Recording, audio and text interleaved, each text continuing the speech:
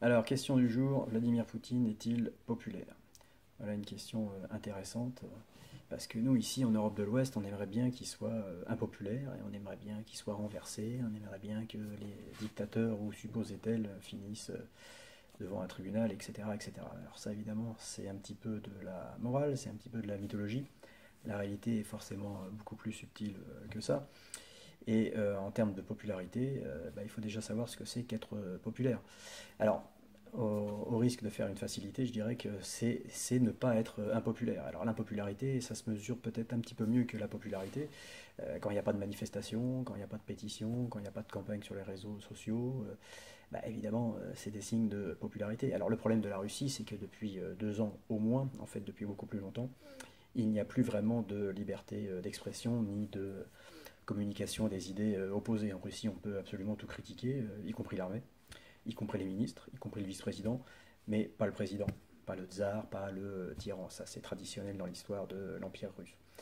Alors, est-ce que ça veut dire que Poutine est populaire par défaut, c'est-à-dire en enfermant uniquement et en terrorisant uniquement tous les gens qui sont mécontents? C'est un tout petit peu plus subtil que ça, parce qu'il faut savoir, et ça nous on l'a complètement oublié en Europe de l'Ouest, c'est que quand Poutine arrive au pouvoir par la petite porte en 99, la Russie est dans un état absolument lamentable.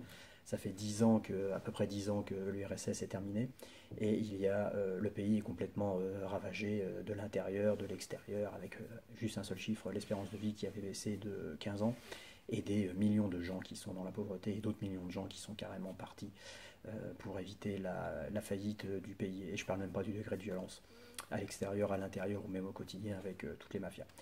Poutine va restaurer un certain ordre, il va domestiquer un certain nombre d'oligarques, et les Russes d'aujourd'hui, la plupart en tout cas, ceux qui se souviennent de cette époque, lui sont reconnaissants d'avoir évité les dégâts, même s'ils ne sont pas dupes sur le bonhomme et sur le système qui est autour de lui. La popularité réelle d'ailleurs de Navalny en était un élément de confirmation.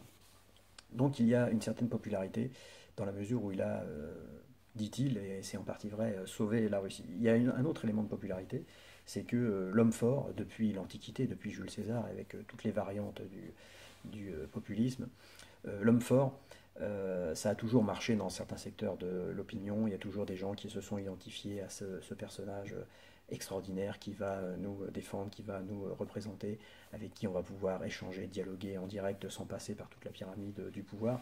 Alors tout ça, c'est essentiellement de la mythologie, c'est essentiellement de la propagande. Mais il y a aussi de la propagande vraie, il y a aussi de la propagande qui est avalée, digérée et acceptée par une certaine partie des gens. Et puis surtout, ce qui existe en Russie et qui existait à la fin de l'Union soviétique ou même à la fin de l'époque tsariste, c'est aussi un océan d'indifférence.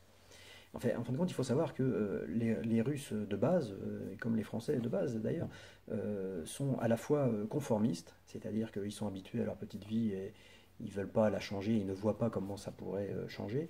Ça, c'est accentué par le vieillissement de la population, autant en France qu'en Russie, où le phénomène est très important. Donc il y a une habitude de conformisme, il y a aussi une chape de peur, et puis surtout pour les gens qui sont vraiment mécontents, eh bien, le réflexe, ce n'est pas de faire une organisation secrète, ce n'est pas de militer en cachette, ce n'est pas de risquer de voir sa vie pourrie par un tribunal aux ordres. Pour la plupart des gens qui sont en rupture, qui sont opposés, comme sous l'Union soviétique, comme sous les tsars, eh bien, c'est de faire sécession, c'est-à-dire de ne surtout pas avoir affaire aux autorités et d'avoir une vie parallèle, une culture parallèle, des opinions parallèles, des amitiés ou des sociabilités parallèles qui sont très très très loin, le plus loin possible des autorités qui peuvent vous persécuter.